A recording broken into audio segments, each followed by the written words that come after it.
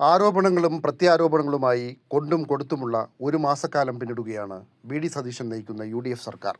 വീര്യം കുറഞ്ഞ മദ്യത്തിന് നികുതിയിളവ് പ്രഖ്യാപിച്ചതിലെ കല്ലുകടിക്ക് പിന്നാലെ വിഴിഞ്ഞം അന്താരാഷ്ട്ര തുറമുഖത്തിന്റെ ഓഹരി കൈമാറ്റ നീക്കവും സർക്കാരിന് തലവേദനയായി മാറിയിരിക്കുകയാണ്. വിദേശ കമ്പനിക്ക് വിഴിഞ്ഞം പോർട്ടിന്റെ ഓഹരി കൈമാറാനുള്ള നീക്കം അറിഞ്ഞിരുന്നില്ലെന്നും സർക്കാരിനെ അറിയിക്കാതെയാണ് അദാനി ഗ്രൂപ്പ് ഇത്തരത്തിലൊരു നീക്കം നടത്തിയതെന്നും ഇത് കരാർ ലംഘനമാണെന്നും മുഖ്യമന്ത്രി നിയമസഭയിൽ വ്യക്തമാക്കിയിരുന്നു.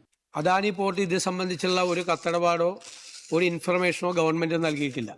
നമ്മുടെ മുൻകൂർ അനുമതി ഇല്ലാതെ അവർക്ക് ഒരു തരത്തിലും ഇതിനകത്ത് ഒരു ചേഞ്ച് ഓഫ് ഓണർഷിപ്പ് ചെയ്യാൻ പാടില്ല എന്നുള്ളതാണ്. എന്നാൽ സർക്കാർ അറിഞ്ഞിരുന്നില്ല എന്ന മുഖ്യമന്ത്രിയുടെ വാക്കുകളുടെ ചൂടാറും മുമ്പേ സെബിയുമായി അദാനി ഗ്രൂപ്പ് നടത്തിയ കത്തിടപാടിന്റെ വിശദാംശങ്ങൾ പുറത്തു വന്നിരിക്കുകയാണ്. വിഴിഞ്ഞം തുറമുഖത്തിന്റെ 49% ഓഹരികൾ MSE ഗ്രൂപ്പിന് നൽകുന്നത് അറിയിച്ചുകൊണ്ട് അദാനി പോർട്ട് സെബിക്ക് കത്തയച്ചിരുന്നു എന്നതിന്റെ രേഖകൾ ഇപ്പോൾ പബ്ലിക് ഡൊമൈനിൽ ലഭ്യമാണ്. ഇതാണ് ഇപ്പോൾ സർക്കാരിനെ ചോദ്യമുനയിൽ നിർത്തുന്നത്. ഇതിനിടെ സർക്കാരിനെതിരെ അഴിമതി ആരോപണങ്ങളുമായി പ്രതിപക്ഷവും കളം പിടിച്ചു. തുറമുഖത്തിന്റെ ഓഹരി വിറ്റഴിക്കൽ നീക്കത്തിൽ ക്രമക്കേടുകൾ സംശയിക്കുന്നതായി പ്രതിപക്ഷ നേതാവ് പിണറായി വിജയൻ ആവർത്തിച്ചു. ഇതുപോലൊരു കമ്പനി ഈ നടപടികളിലേക്ക് നീങ്ങി എന്നിപ്പോൾ വ്യക്തമായിരിക്കുന്നു.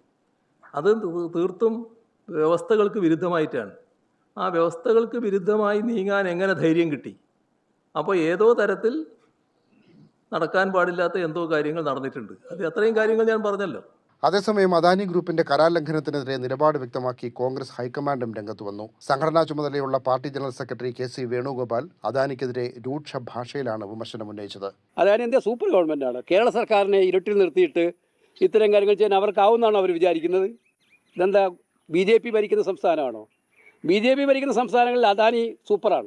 അദാനിയുടെ തീരുമാനമാണ് നടപ്പിലാവുക. വേറെ ആരുടെ തീരുമാനം നടപ്പിലാവില്ല. അവർ തീരുമാനിക്കും. അതുപോലെയാണെന്ന് അദാനി ധരിച്ചിട്ടുണ്ടോ? അദാനി ഗ്രൂപ്പിന്റെ വികസന പ്രവർത്തനങ്ങളെ എതിർക്കുന്നില്ലെന്നും എന്നാൽ നിയമങ്ങൾ പാലിക്കണമെന്നും സർക്കാർ അനുമതിയില്ലാതെ ഓഹരി കൈമാറ്റം നടക്കാൻ പാടില്ലെന്നും ശശി തരൂർ MPയും പ്രതികരിച്ചു. ഇതിനിടെ വിവാദ വിഷയങ്ങൾ ചർച്ച ചെയ്യാൻ അടിയന്തരമായി KPCC വിളിച്ചുകൂട്ടണമെന്ന ആവശ്യവുമായി KPCCയിലെ ഒരു വിഭാഗവും രംഗത്ത് വന്നിട്ടുണ്ട്. വിവാദം തീപിടിക്കുമ്പോഴും ജാഗ്രതയോടെയാണ് സർക്കാരിന്റെ നീക്കം. നിയമോപദേശം തേടുക, ഓഹരി കൈമാറ്റ കരാർ വ്യവസ്ഥകൾ പരിശോധിക്കുക തുടങ്ങിയ നടപടികളുമായി മുന്നോട്ടു പോകാനാണ് സർക്കാരിന്റെ തീരുമാനം. G. മനീഷ് കുമാർ, ജീവൻ ന്യൂസ്, തിരുവനന്തപുരം.